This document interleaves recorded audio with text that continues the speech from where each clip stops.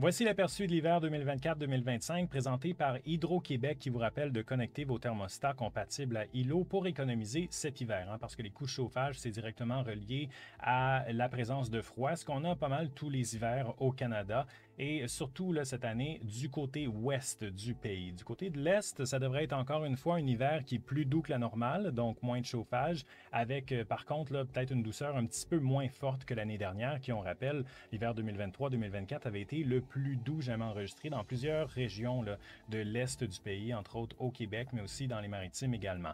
Si on sépare l'hiver en 3 mois, le décembre, janvier, février, ça risque d'être le mois de décembre qui est le plus froid des trois en termes de comparaison avec la normale. Donc un mois de décembre qui est peut-être un petit peu plus près de la normale pour les secteurs de l'est. Et ensuite, en janvier et en février, on va avoir un relâchement un petit peu plus fréquent avec des périodes de redoux qui vont faire évidemment en sorte que les températures vont être au-dessus des normales. Maintenant, le contraste de température qui va avoir lieu dans l'ouest du pays, l'ouest du continent de façon générale, va faire en sorte que la plupart des dépressions vont se former au niveau du Colorado et vont venir se déplacer vers les Grands Lacs. Donc, ça devrait vraiment être la trajectoire dominante des systèmes cet hiver, donc à surveiller. Ça devrait donner donc des précipitations au-dessus des normales pour ce qui est de la région des Grands Lacs. Donc, une majorité de l'Ontario avec des précipitations supérieures à la normale et la moitié ouest du Québec également.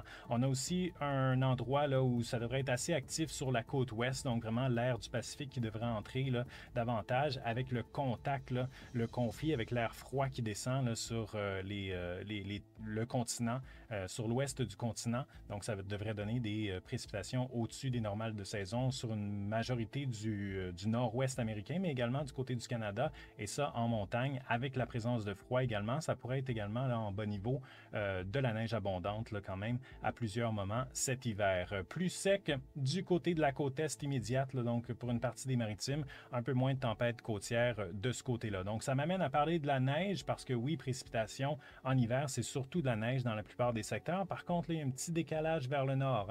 Je parlais de l'Ontario qui était majoritairement au-dessus des normales pour ce qui est des précipitations.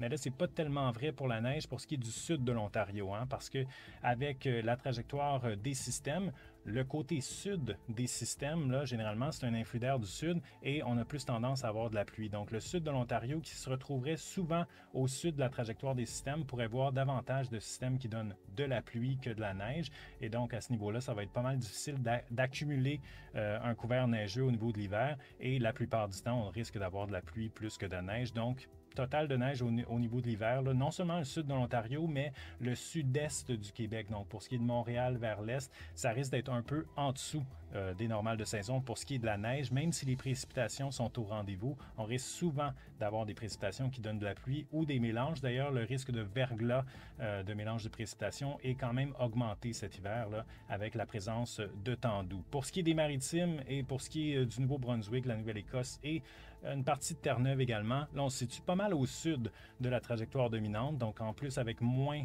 de tempêtes côtières là, qui sont prévues cet hiver, ça devrait être un hiver qui est non seulement moins neigeux, mais moins de précipitations en général.